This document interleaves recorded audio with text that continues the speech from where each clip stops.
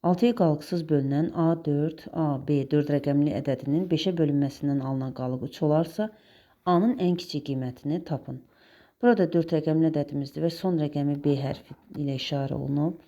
B 5-ə bölünəndə qalıqda 3 alınırsa, burada 5-ə bölünmənin bir əlaməti var ki, yəni ya 0 olmalıdır, ya 5. Son rəqəm.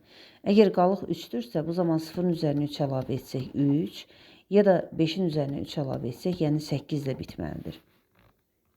Və bizdən A-nın ən kiçik qiyməti tələb olunur. Həm də ədəd 6-ya bölünür. 6-ya bölünən ədəd cüt olmalıdır. Deməli, son rəqəm 3 ola bilməz.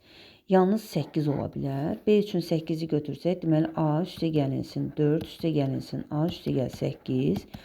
Yəni, bir ədəd 6-ya bölünürsə, bu ədəd həm 2-yə, həm 3-ə bölünməlidir.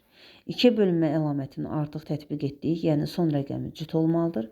3-ə bölünmə əlamətində isə rəqəmlərin cəmi 3-ə bölünməlidir. Yəni 2A üstə gəlinsin 12.